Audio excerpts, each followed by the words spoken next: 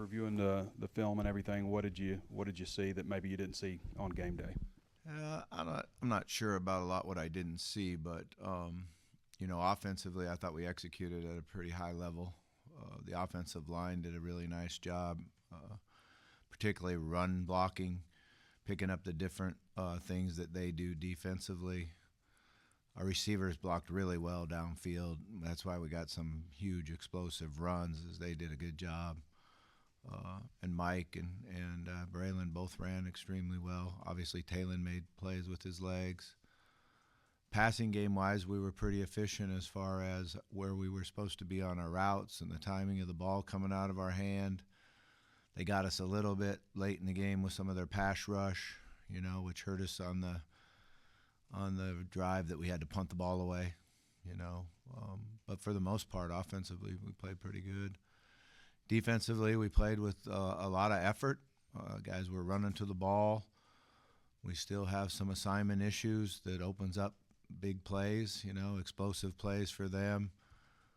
We missed too many tackles. Although we were getting to the football, we missed more tackles than we did the previous week at Tennessee, which was a thing we tried to build on and actually went in the wrong direction. But some of that is the guys we're trying to tackle too. That's a good football team. A&M's a good football team, experienced O-line. Their quarterback played really well for them. And we couldn't get off the field. If we could get one of those fourth down stops or we get hold them to a field goal instead of a touchdown in the red zone, then we got a chance to win the game. But we're right there. Defensive line, is there any chance for Saili this week or Oki? I know depth has been a concern. Yeah, it's been an issue. I'm not sure yet. I saw them both out there in stretch last night and looking like they were going to go through the run, and I go out with the young guys in practice. So we're not sure yet, but I think there is some hope. And thoughts against going against Auburn this week, another game at home. And I don't know if you and Freeze ever had any interaction before, coached against each other or anything? Last year. Coached against each other last year, yeah. I mean, it was a heck of a game. It was a good win for us. A battle, actually, and a good win. But I know Coach Freeze pretty well. When he was at Arkansas State, I hired one of his guys away, Kevin Peoples, and he was really good about it, really professional about it, and happy for Kevin.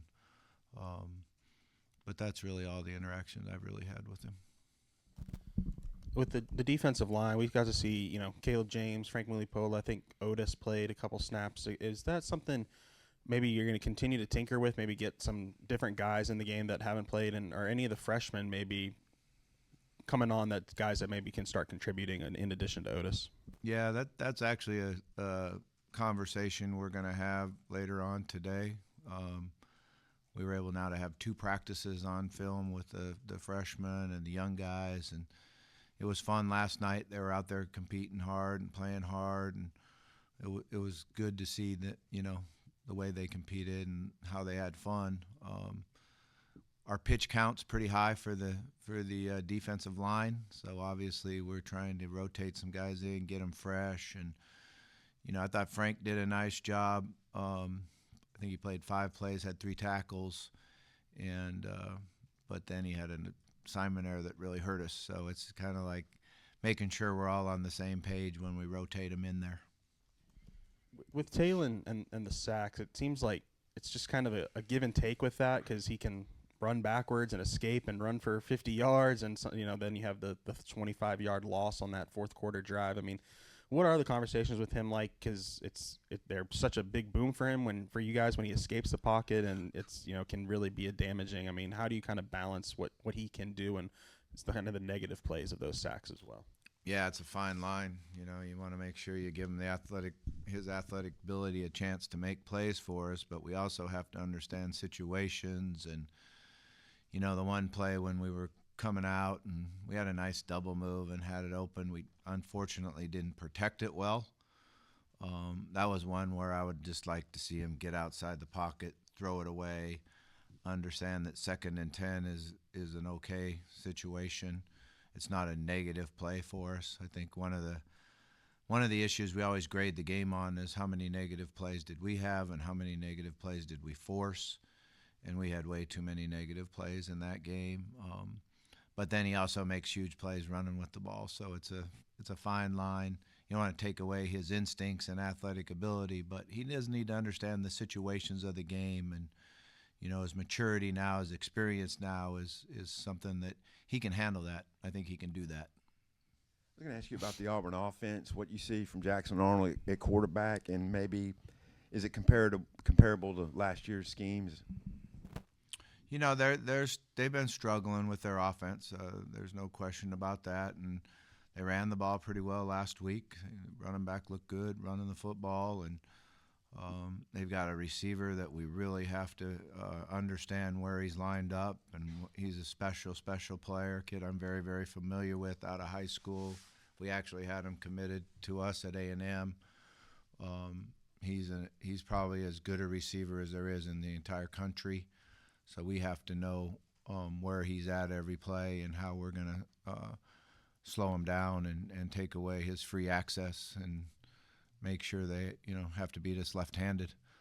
So, but I think it's a situation where we've got to do obviously improve this week in practice and make sure we know what they're trying to do scheme-wise, so that we can defend what they like to do. And then when you have the ball, their defense, despite their 0-for in conference, their defense has played pretty well. What do you make of personnel and schemes on defense? Yeah, they're a really good defensive team. They've got good outside edge rushers. They're firm inside. The linebackers play fast. Their secondary is not afraid to play man coverage. Very familiar with their defense. They're very, very well coached. We went against them, that defense, every day in practice before, so they do a great job in their schemes and what they do. It's going to be a great challenge for our offense. We've got to be able to run the football and be patient, stay away from third and extra long, where they can tee off their pass rushers. So I think we have to be efficient. We have to really be efficient on first down. When you think of Auburn historically, what comes to mind for you? I mean, you had the Newton game down there. That was a high-scoring game when Tyler comes in. You went undefeated against him here as a head coach. Yeah, it's the first time I thought about that. I do remember the game there, though, when Tyler came off the bench and threw for, I don't know, maybe 400 yards or 300 and some yards, and we couldn't tackle Cam. We just couldn't tackle him. He was so big and strong and physical, and it was going back and forth like a tennis match, and was a lot of fun. I was an assistant coach there for a year and had a great time there as an assistant coach, and working for our is he a senator now, Tuberville? Working for our Senator Tuberville was a lot of fun and enjoyed it. But I think it's going to be a good football game, and we've got to find a way to win. With Philip Lee's low snap count on Saturday, I was just curious if he's dealing with something that's keeping him limited. No, he's healthy. It was just a situation where we didn't play a lot of our NASCAR or 4 fast guys on the field, which he did the week before. Their personnel groupings were very much in what we call 12 personnel, 2 tight ends on the field. Sometimes they had 3 tight ends on the field. They did a little bit more what you call 20 personnel, 2 backs, 3 wide receivers on the field. So we were actually in base defense a lot more than you usually are. It was kind of an unusual game as far as the number of snaps. We were in base, nickel, or dime. So it was kind of matching their personnel and seeing what we could do as far as that. That's why you saw Charlie Collins on the field more. He played some outside linebacker / defensive end for us, and he did a good job at times and made some mistakes at times, but it was good to see him out there. I think he's got a guy that's going to have a really good future here after this year. On top of good run blocking, what do you think is clicking for Mike, especially over these last 2 games? He's seeing things really well. He's become a better player before he gets the ball. That's one of the things that really helps running backs improve. Kobe Smith's done a great job with his tracks, his first step, where his shoulders are. Whenever you become really good before you get the ball, then your vision opens up and your landmarks are better and you see the blocks and make quick cuts. And his improvement on that in the last 3 weeks has been tremendous and has helped him, tremendously. And then just his explosion and speed is, something he's always had. But because he's doing things a little more detailed, it shows up more.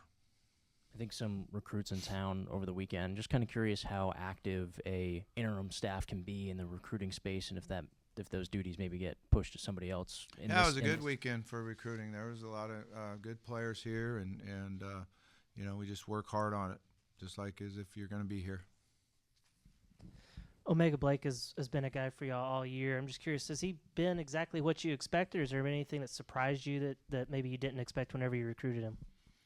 Yeah, since he's come back from spring, even over the summer, he's been very, very highly motivated. His effort, his speed, his toughness, as far as how he practices, he just really elevated it and really, said to everybody out on the field, hey, I'm going to be the number one guy around here. And just by how he practices and how he plays, he's very tough-minded young man and a tremendous competitor. You mentioned a few times about wanting some more explosive plays out of the special teams. I'm curious, how do you go about getting that? Is there anything in particular you're saying that needs to happen to do that? Yeah, well, we punted the ball really well, and that was a huge win for us in our punt. We flipped the field a couple times. We covered real well. I think it was a 57 maybe yard net punt average, somewhere in that range. Unfortunately, we had the penalty on the punt return, which changed that from like a 38 net to a 50-some net, and could have had a nice win there in the punting game. But statistically, we did a good job there. Kickoff return is kind of taken out of college football anymore, it seems like. You always wonder each day you're out there practicing is, why are we spending so much time practicing this, But I'll tell you what we did is we even put more time into it, thinking that it was going to be a lot of wind. We were concerned about the wind and what we were going to do kickoff into the wind and return game, so you had to spend enough time on that. But that's usually a wash. Nobody returns them, or, you kick them out of the end zone. So, and then field goal, PAT-wise, we were even. So, you'd like to get some more pressure on their punter. We did that pretty well against Tennessee. We affected the punter. We came after it early, and he sped up. He really changed his time that he was taking on how long it took him to punt the ball, and we got some good errant punts from him, and that helped us flip the field. But still like to see the block punt scoop for a touchdown, punt return for a touchdown, their punt return fumble. We still need to have that type of flip in the momentum from our special teams that we haven't seen yet. We've heard from you a couple times now that your message to the players has been, put your resume on tape for these next few weeks. Some of them mentioned it to us last week when they talked. Is there anybody in particular you feel like has really taken that message to heart, and how do you feel like they've all kind of adopted that? Yeah, I think they've all kind of taken it to heart. I think when you see the effort that they're playing with and the excitement that they're playing with and the technique improvement that we've seen, they're all working extremely hard and understand that, they need to put their resume on tape, and that helps all of their futures. Bobby, you mentioned the run game, and A&M was only allowing 100 yards rushing coming into that game. Really, the whole operation offensively, how connected is it? How confident are you in what you guys are doing offensively right now? I think our guys are very confident, and they have executed at a high level, particularly, against Tennessee and A&M, two I call good defenses.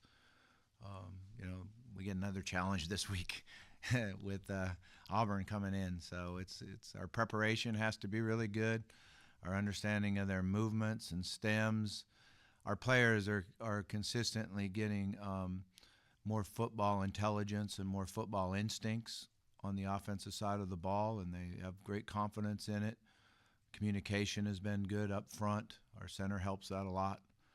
And then our playmakers are making plays, so we just got to continue it. Another question, really just about your perspective in football here. Aside from the Notre Dame game, it's 4 losses by a combined 13 points. And what's the difference in getting over the hump and competing to finding a way to win?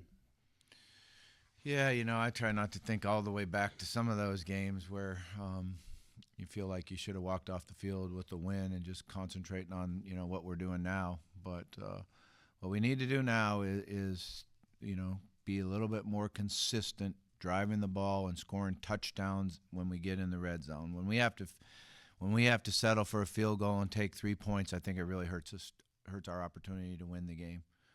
We've got to come up with some of the 3rd down and 4th down stops that could flip the game right there and give us that chance to go score on, get another possession and find a way to win the game. We've got to get some turnovers. We haven't had a turnover in a as the young kids say, we haven't had a turnover in a minute. Whatever the heck that means. But my grandkids say it, it's been a minute, and I'm like, a minute? Feels like a year. We got to get some turnovers. Get some turnovers, we'll be a lot better. One more, just on the crowd on Saturday, especially to me, given the weather situation, it really seemed to be a fantastic atmosphere. And that, to me, seemed like a reflection to you and the support people are showing to you and your players. Has anything happened in the last 2 weeks in the community or just people you've made connections with over the years that you've really felt the support in the area? Yeah, the crowd was awesome. To have that change time and to have the amount of rain that came down, the blizzard condition there for a while. I'm thinking, man, is anyone going to be here? We need this home field advantage. We need some help. And, man, everyone came out and did an unbelievable job, stayed there, kept cheering our players on. I know that it motivated our players. I know they felt it. And that's just a credit to all of our fans and everybody that came because it was really exciting for them.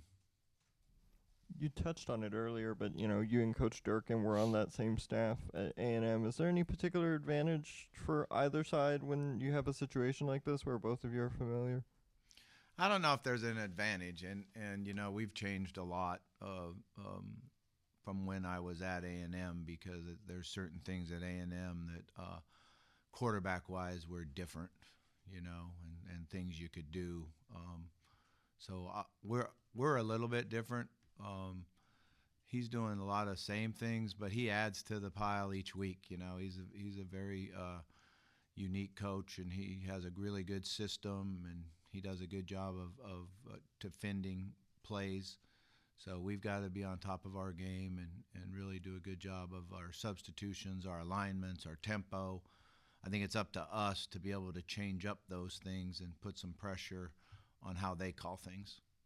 And then offensively, you've been able to start the same 5 up front for every game. Just maybe how have you seen the cohesion of that unit progress from camp to now? You're not supposed to say that.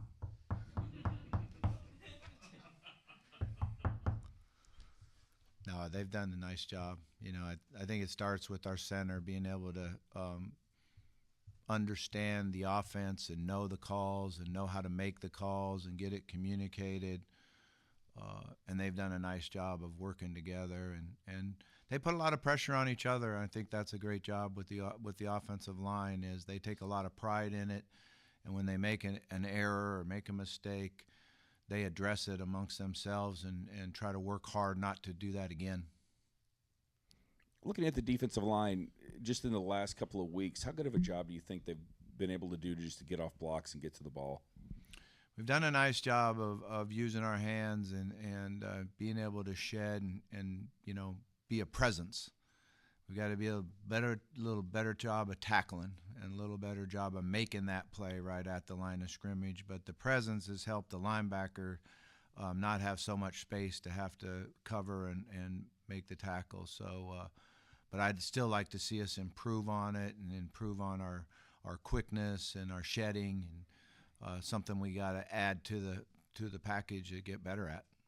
Seemed like all three of your runners had a pretty good game on Saturday, including Braylon Russell. How much more would you like to get him involved in the offense? We need to. We've got to, and it becomes hard at times if the score transpires in a where we're behind, then that becomes hard to get two backs in there and work them together and going. But we need to. I think he's one of our best football players on the offense, and he needs to touch the ball more. And that's on me. That's my job. I got to get him the football more. There doesn't seem to be a consensus among coaches when kind of in the situation this weekend where you didn't go for two early, right? You could have gone for two to try and tie the game before halftime. You waited, and when you did, you eventually got it. Just what's your thought process there about when to go for two when it's kind of that scoreboard situation? Yeah, I've always been the belief of you don't go for it early in the game. I've done that before, or we've done it before. I can't say me, but I've been involved in it when you went for it before early and you don't make it and then you get behind. I know one way back there was a game that we played where we actually scored more touchdowns and lost the game because we went for two early. And I'm kind of a late third quarter, fourth quarter guy, when to go for two. I know the other night, every time we score, upstairs says, the chart says go for two. And I go, 1, 1, 1. And they're like, okay, you ain't listening to me. That's the feeling I get. They're saying upstairs. But we were at a situation where we're down by 4. We need to hold them to a field goal. Okay. And if we hold them to a field goal, now it's a 7-point game. We score, kick, and it's a tie. Unfortunately, we didn't hold them to a field goal, so then when we went and scored, now it was time to go for two. It was the right, in my opinion, which take it or leave it, because I don't know, but it was my opinion that we went for two at the right time and got us in a position where we needed a field goal to tie it. When we talked to the players after the game Saturday, I can't remember if it was Xavier or Mike, but one of them pointed to Talon kind of when we asked about keeping this group together, why do you guys have such confidence? And they pointed to Talon. I mean, what have you seen from him in this slide that it's not just you, but the players are retaining their confidence in him? I mean, how important is it for the leader to kind of be still relied upon as a leader, given what you guys are going through right now? Yeah. I mean, he leads in a number of ways, on, off the field, how he goes about his business. He's a good role model for a lot of players on our team. And then he goes out there and competes extremely hard and shows toughness and poise. And, he's able to overcome a bad decision here or there and learn from it and then come out and go move the team and get us in the end zone. So he's an easy one to point to. This is our leader of our offense. I was wondering, you touched on the offensive line, but it's such an improvement from where things were last year and even the year before that, before you were here. But Eric Mateos has played a big role in that. I was wondering what you thought about the job that he has done, not only putting this offensive line together, but also establishing depth behind it and some with the younger players. Yeah, he's done a great job recruiting-wise, and the players that we have coming in and the ones that we were able to keep, those guys you got to recruit harder maybe than the ones that you go get. And I like the depth we have behind it. We've got a good young crew coming up. So I think there's some real stability there. And, it's a credit to how well he has done recruiting and his communication and respect that the players have for him. 11:45, your first morning kickoff as interim coach. What changes for you guys, moving meetings around or anything like that? Get up earlier. Yeah. You just start the clock sooner in the morning, but be a good kick, get a good crowd, have a lot of fun. You don't always win your first bet. That's why MyBookie has you covered. Use our code HOGS, H-O-G-S, and your first bet up to $500 is fully covered. If your pick doesn't hit, you get it right back with our Bet Back bonus. Go to mybookie.ag and use the code HOGS to claim your Bet Back bonus. MyBookie's, where bettors win together, because bragging's good, but cashing in is better. And your first bet is fully covered. Use our code HOGS. Must opt in during the bet to use the Bet Back bonus.